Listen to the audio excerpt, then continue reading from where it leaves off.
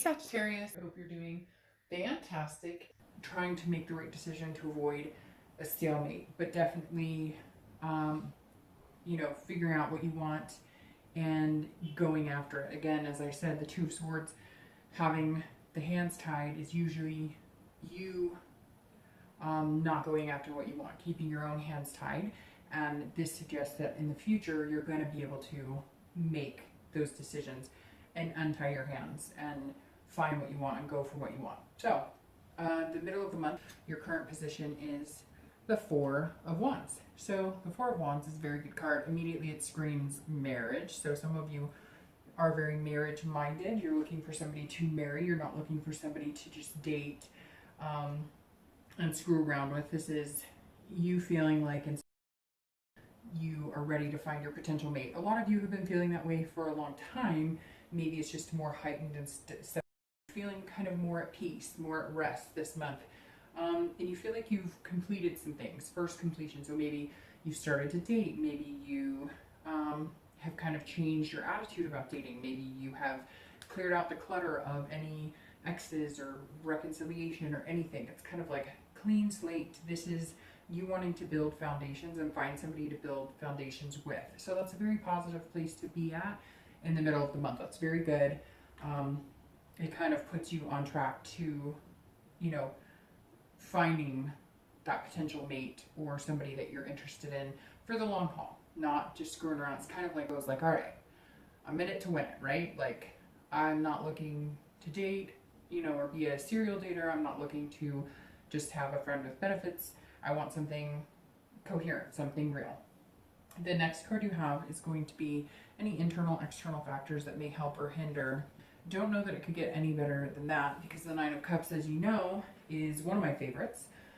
This is about fulfillment, pleasure. This is about making choices. And it really is just about feeling blissful. So some of you are feeling very at ease. Again, I just feel this sense of comfort, kind of like you know exactly what you want. You're going to keep going until you find it, even if it means you have to date, 20 people. It's like a numbers game, and you know what's out there, and you know what you want, and you want somebody that you feel fulfilled with, and that you make them feel fulfilled as well, if that makes sense. This is about choices, and some of you know that you've been dating people that maybe aren't good for you, that don't have the potential that you want, that you're interested in, and this says that you're starting to see like a pleasurable outcome with maybe a few suitors that you've been interested in, or maybe you're already starting to see like a reciprocation from one or two, or maybe you're just finding that, you're meeting better types of people that kind of coincide with what you're looking for. Maybe it's been stagnant, or you haven't been happy with the outcome of people you've been meeting, and now you're starting to see more of what you're interested in or what you're looking for. The next card you have is your outcome. See how that coincides with the Fool that you got in the first reading. And you have the Four of Cups. So the Four of Cups is actually a pretty good card. The Four of Cups is about paying attention to what you have. It's about seeing the potential, and that is what the Fool is all about as well. So you have, the ability to see what's right in front of you, and you're kind of like, okay, I don't want to waste that extra cup, if that makes sense. I don't want to take for granted anything, and that's something that you're going to start realizing at the end of. You don't want to just throw away any possibility or any potential. You're not trying to like nitpick on every little thing, like he or she doesn't wear their hair the way I like it, or they don't. You're kind of looking at the bigger picture. You don't want to waste. But you're also not wanting to waste your time on somebody who's not going to fit with you, and not waste in like a conceited way, like, oh, I'm better than anybody, but like, we're all adults, right? So we know what's going to fit in our lives and what's not going to fit in our lives. And it's not that you're being self-absorbed, but you're looking at, you have to. If you have, kids and you're going to date somebody who doesn't have kids, that may not work for you. You may want somebody who's kid-minded, or at least likes kids or whatnot. That's very important that you find somebody who's going to mesh well with you. And so again, it's not about being self-absorbed, but it's about looking at what's right for you and what makes you feel good, because you deserve to feel good.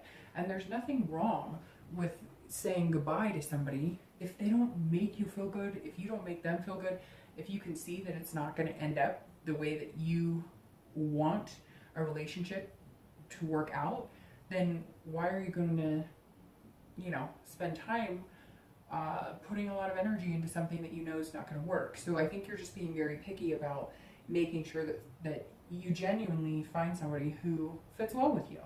And that's your outcome. And the Fool goes right along with that, because the Fool says, look, there's potential, and you've got to be fearless. You've got to go get what you want. And so those go really well together. You're still on track for that. The last card you have is your distant future, so through the end of the year. And you have the Fool, which you are the second sign out of all the readings. Sorry, these are slippery. They're a little newer. This is my new Deviant Moon. I'll be doing mid-month reads with these cards. I love these cards. But it's very funny because only 2 signs have gotten a card that matches from their beginning reading. You're one of those signs. And Cancer, I believe, was the other one, which could potentially mean that you're going to meet a Cancer, ironically, or a water sign, because you have cups going on here. And that means water, which is Cancer, Pisces, Scorpio. So big potential here for meeting a water sign, which is so ironic in my life, and kind of just gave me chills. Very interesting. And I know who is watching the Cowboys game right now, and I find that interesting as well, because I think he's wasting his time. No, I'm just kidding. But hopefully that doesn't offend any Cowboys fans. I'm a Cowboys fan anyways. Just thought I'd bring that up. But the Fool is awesome. So you're on track with the potential. You're on track with the new beginnings. You're going to make a choice. I don't think it's going to turn into a stalemate at all. These are both big decision-making cards.